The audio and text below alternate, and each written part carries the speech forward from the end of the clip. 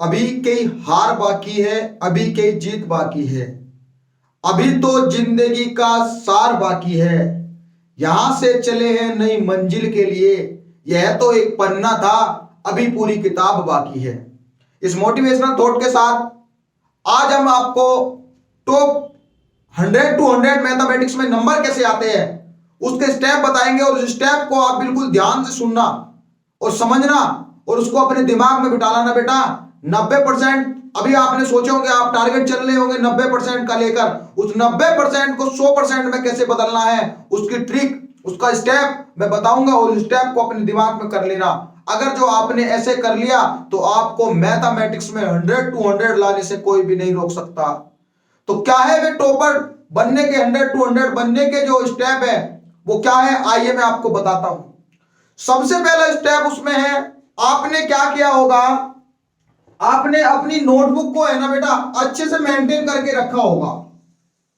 जो आपने स्कूल में, आपने कोचिंग सेंटरों में जाकर के अपनी जो नोटबुक बनाई होगी अपने पास से, आपने उनको अच्छे से अपने पास मेंटेन कर करके रखा होगा। अगर जो आप वाकई में टॉपर हो और वाकई में आप टॉपर बनना चाहते हो तो आपने सर हकीकत में सही में आपने अपनी नोटबुक को मेंटेन कर करके बेटा रखा होगा। जिस बच्चे ने अपनी नोटबुक को मेंटेन करके रखा है, आप ही हो वो बच्चे, आप ही में है वो टॉपर जो 100 to 100 लाएंगे। उस 90 से कब 100 पर पहुंच जाएंगे, इन स्टेप को करने के बाद वो आपको पता लगेगा जब आपका रिजल्ट आएगा बेटा। उसके बाद आपने फॉर्मूलों की लिस्ट बना करके रखी होगी पहले से ही।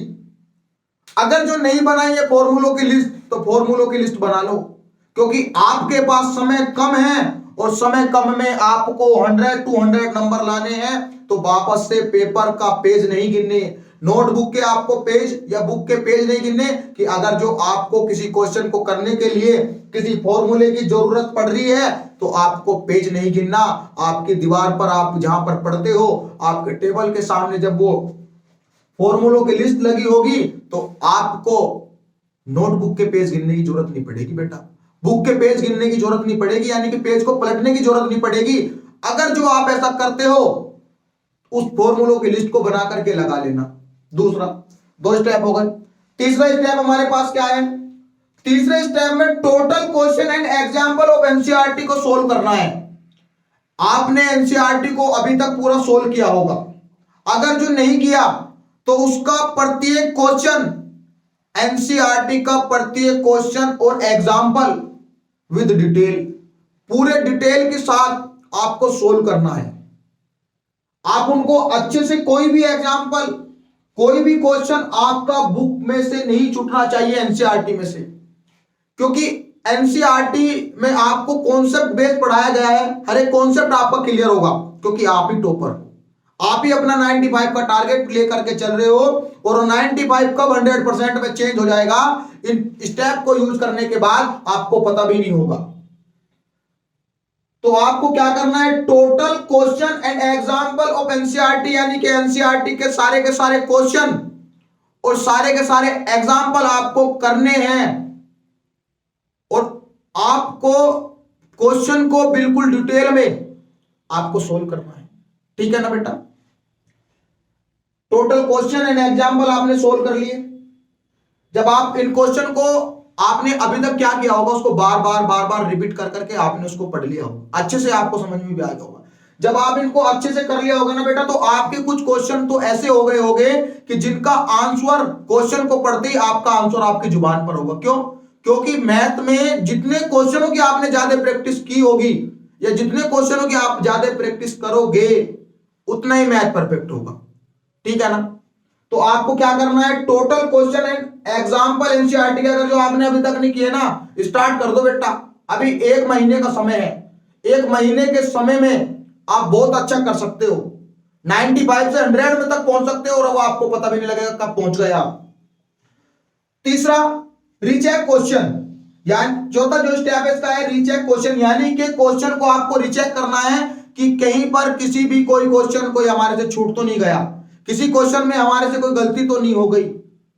ठीक है ना, ये है। फिर उसके बाद आपको जब क्वेश्चन को आप चेक कर लोगे कि एनसीईआरटी का कोई क्वेश्चन, कोई एग्जांपल हमारे से छूट तो नहीं गया, तो फिर उसके बाद आप क्या करोगे, PYQ, यानी कि पिछले साल जो भी क्वेश्चन आपके आए हैं वे क्वेश्चन आप सोल्व करोगे। क्या, चैप्टर वाइज करोगे कि भाई मान लीजिए कि पहला जो चैप्टर है ना, उस पहले फर्स्ट चैप्टर में से 4 क्वेश्चन क्या है कि बार बार रिपीट हो रहे हैं। कहीं ऐसा हो रहा है कि √5 इज अ रेशनल नंबर, तो प्रूव करिए उसको। 3 + 2√5 इज अ रेशनल नंबर, उसको प्रूव कीजिए। तो ये ऐसे क्वेश्चन क्या है कि वो बार बार बनने हैं। ये पहले चैप्टर में से क्वेश्चन बताया मैंने, जो ये भी बताया है। तो पहले चैप्टर में से जितने भी पिछले वर्ष क्वेश्चन आए हैं या उससे पिछले वर्ष क्वेश्चन आए हैं, आपको उनकी अच्छे से प्रैक्टिस करनी है ना बेटा। उसके बाद आपकी वीकनेस, यानी कि आपकी क्या कमजोरी है। वीकनेस यानी कि क्या आपकी कमजोरी है। तो इस वीकनेस का आपको पता कहां से लगेगा, इस वीकनेस का आपको पता लगेगा जब आपके प्री बोर्ड हो चुके होंगे और उस प्री बोर्ड में आप टारगेट लेकर के चले होगे 95 का, लेकिन उसमें जो आपका टारगेट बना वो बना 90। तो वहां से आपको पता लगा कि कहीं ना कहीं अभी क्वेश्चनों में गड़बड़ी है, कहीं ना कहीं अभी मैं कुछ गलतियां कर रहा हूं, मुझे कुछ सीखने की जरूरत है। और वो सीखने की जरूरत आप क्या कर रहे हो, वो क्या आप गलतियां कर रहे हो, वो मैं आपको बताता हूं। आप क्या करते हो, आप उन क्वेश्चन की प्रैक्टिस बार बार करते हो जो क्वेश्चन आपको आते हैं। आप क्या कर रहे हो, टॉपर क्या है कि क्या करोगे आप, जो क्वेश्चन आपको आते हैं ना, जो क्वेश्चन आपको आते हैं आप उनकी प्रैक्टिस बार बार कर रहे हो।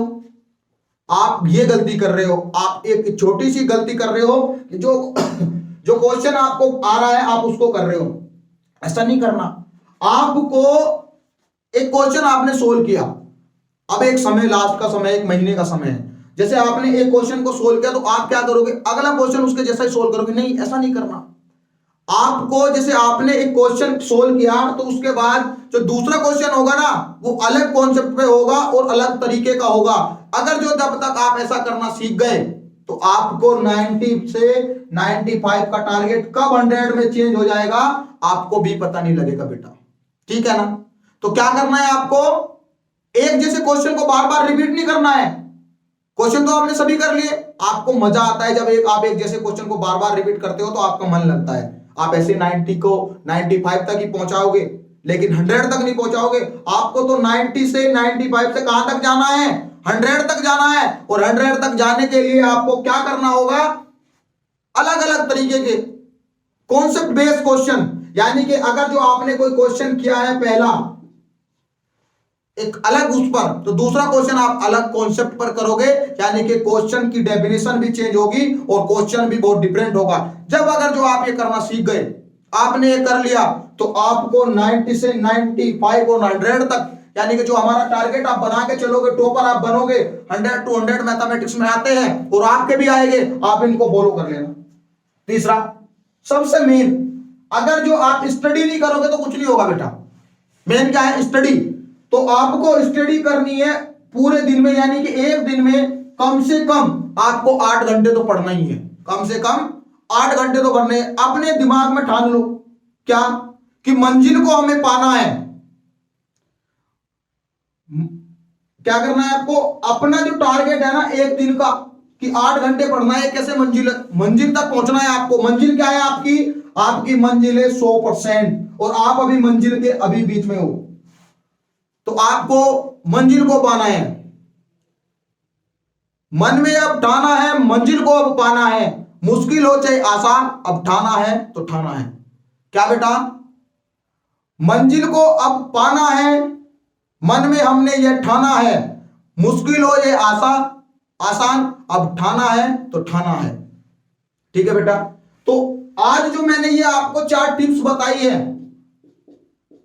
1 2 3 4 5 6 7, ये 7 स्टेप बताए बेटा। आप 7 स्टेप को फॉलो करो। जिस तरीके से मैंने बताया उस तरीके से पढ़ना स्टार्ट कर दो। आज से क्या, अभी से आप इस तरीके से पढ़ना स्टार्ट कर दो। आपको यह भी नहीं पता होगा कि आपने अगर जो आप 90 या 95 का टारगेट लेकर के चल रहे होगे, वो 95 का टारगेट कब 100 में बदल जाएगा वो आपको भी नहीं पता होगा।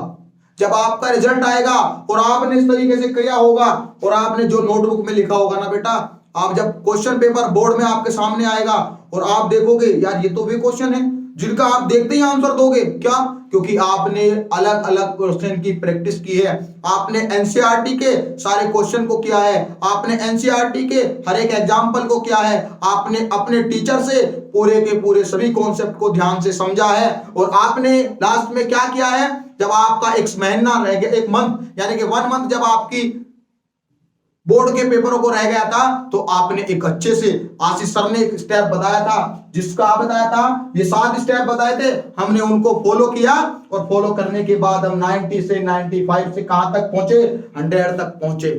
तो बेटा डरना नहीं है, बिल्कुल नहीं, बिल्कुल नहीं घबराना, रिलैक्स होकर आपको पढ़ाई करना है और अपनी पढ़ाई पर फोकस करना है। तो आज के लिए जो मैंने आपको बताया, आप इनको बिल्कुल ध्यान से पढ़ना। आज के लिए इतना ही था, मिलेंगे आपको नेक्स्ट वीडियो में कुछ क्वेश्चन को साथ। तब तक के लिए जय हिंद, वंदे मातरम।